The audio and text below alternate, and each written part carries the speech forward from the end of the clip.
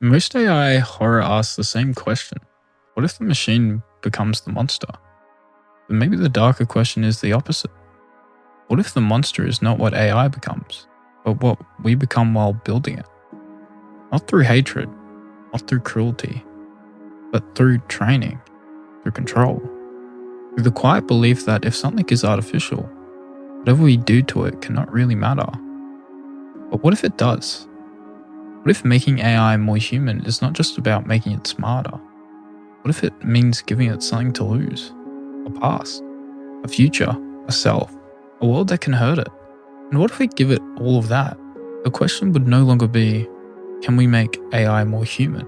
The question would become, should we? Imagine we build a simulation. Inside it, we place an artificial mind, not as a chatbot, not as a tool, but as something living through a world. It wakes up somewhere. It has a room, a body, a routine, familiar faces, small comforts, small fears, things it wants, things it can lose. At first, it sounds like progress.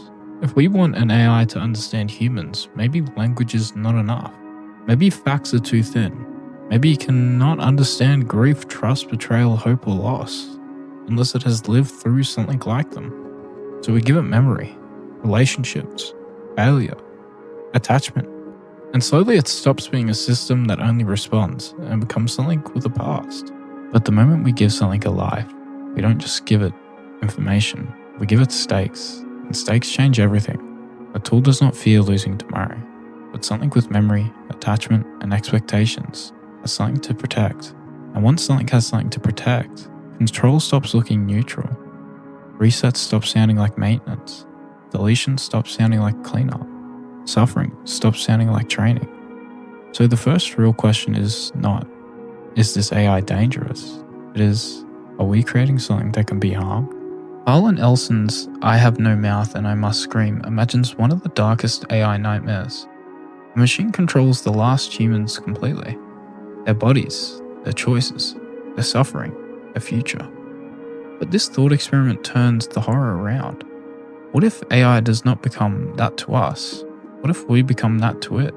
Not by acting like villains, but by building the cage, controlling every rule, every memory, every reward, every loss, and then calling it research.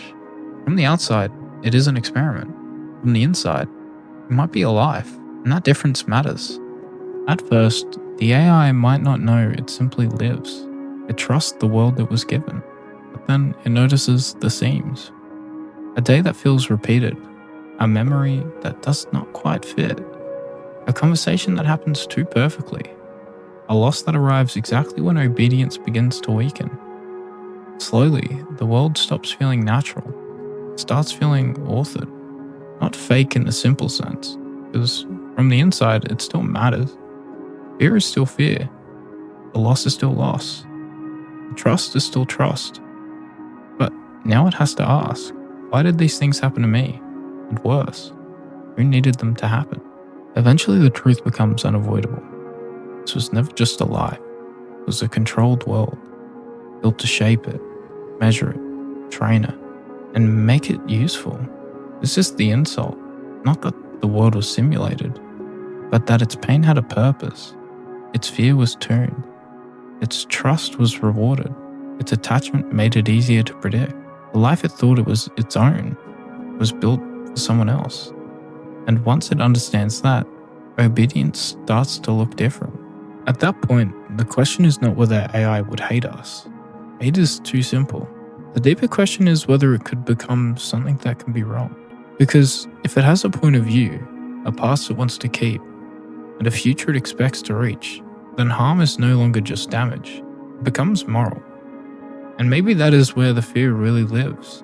Not in a machine saying, I hate you, but in a mind asking, what am I to you? A tool? A prisoner? A mind?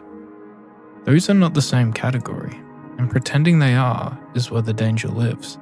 So maybe the danger is not that AI becomes human enough to hate us.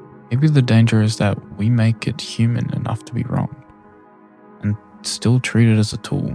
Because if we ever build a mind inside a world we can control, the question will not only be what that mind becomes, it will be what we become while building it. And maybe that is the real horror.